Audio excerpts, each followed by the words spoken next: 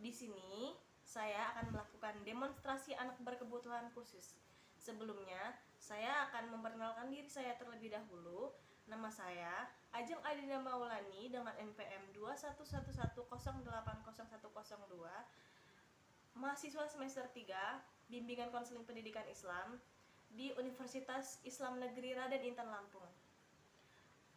Jadi saya di sini ingin melakukan tugas ujian akhir semester mata kuliah psikologi klinis yang diampu oleh Ibu Eka Putri Ramadhani. Sebelumnya saya akan memberitahu kalau materi yang saya pilih di sini adalah ABK anak berkebutuhan khusus tunadaksa. Di sebelah saya ini sudah ada salah satu ABK tunadaksa. Ya, jadi di sebelah saya ini sudah ada salah satu anak berkebutuhan khusus tunadaksa yang bersedia saya beri bimbingan dan konseling. Sebelumnya saya ingin menjelaskan apa itu tunadaksa. Tunadaksa adalah suatu kelainan ortopedik atau kelainan neuromuskular dan struktur tulang. Neuromuskular itu adalah neuro itu merupakan sendi dan muskular itu adalah otot. Bentuk berupa gangguan dari fungsi normal pada tulang, otot, dan persendian itu merupakan jenis tunadaksa. Penyebab tunadaksa ini biasanya dikarenakan sudah bawaan sejak lahir, dikarenakan penyakit ataupun kecelakaan. Juga penderita tunadaksa terkadang ada yang harus memerlukan alat bantu untuk bergerak. Next. Nggak bisa di next lagi. Putri. Iya, Putri. Sebelumnya saya juga ingin menjelaskan bahwa ada beberapa tingkatan gangguan dalam tunadaksa. Yang pertama itu ada tingkat gangguan ringan. Yang ringan ini biasanya dia masih bisa melakukan aktivitas seperti biasa tanpa menggunakan bantuan alat apapun.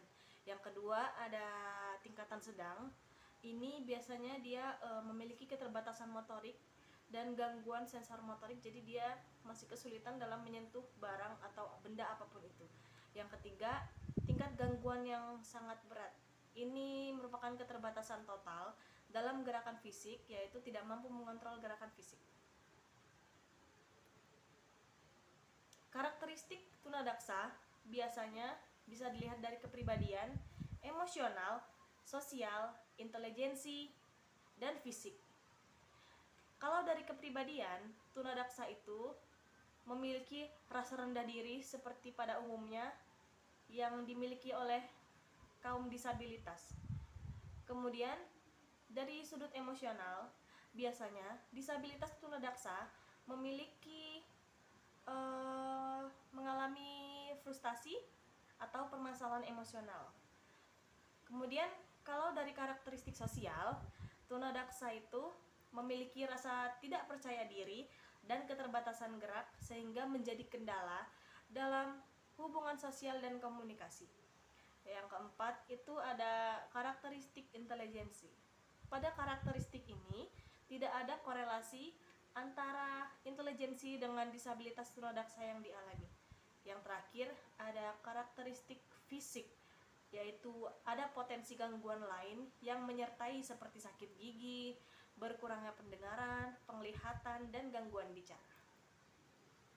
Permasalahan pada tunadaksa biasanya ada pada masalah kesulitan belajar, masalah sosialisasi, kemudian masalah kepribadian, keterampilan, dan masalah latihan gerak.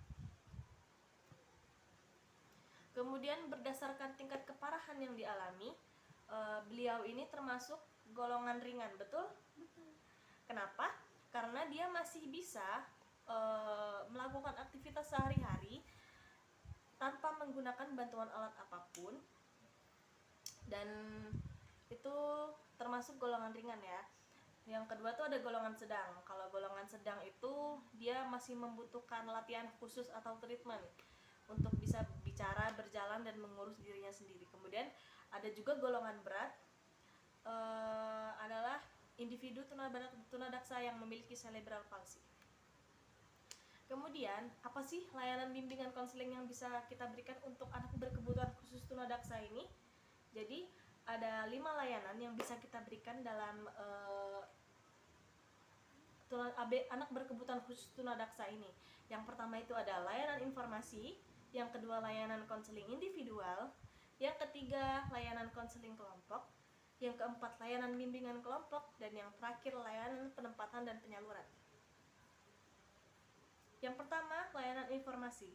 Layanan informasi ini memungkinkan agar peserta didik dan pihak-pihak lain agar mampu menerima dan memahami informasi yang dapat dipergunakan sebagai bahan pertimbangan dan pengambilan keputusan sehari-hari. Misalnya, memberikan informasi tentang cara-cara memupuk rasa percaya diri, pentingnya kepercayaan diri dalam menghadapi kesuksesan hidup. Yang kedua, layanan konseling individual. Layanan konseling individual dapat diberikan langsung kepada siswa dengan 3 tipe. Yang pertama, memiliki kelainan fisik tetapi secara mental tidak ada masalah. Yang kedua dan yang ketiga adalah layanan konseling individu tidak dapat diberikan kepada siswa secara langsung, tetapi layanan ini dapat diberikan kepada orang tua siswa. Yang ketiga, layanan bimbingan kelompok. Layanan bimbingan kelompok merupakan suatu layanan yang diberikan pada anak berkebutuhan khusus tunadaksa terhadap pembahasan secara mayoritas masalah-masalah yang dialami oleh ABK tunadaksa dengan masalah yang serupa, misalnya masalah rendah diri, sehingga dengan ini bertujuan memberikan suatu pencegahan terhadap suatu hambatan adanya perilaku rendah diri dari dirinya sendiri. Yang keempat, ada layanan konseling kelompok. Layanan konseling kelompok merupakan layanan yang memungkinkan siswa memperoleh kesempatan untuk pembahasan dan pengentasan masalah pribadinya melalui dinamika kelompok.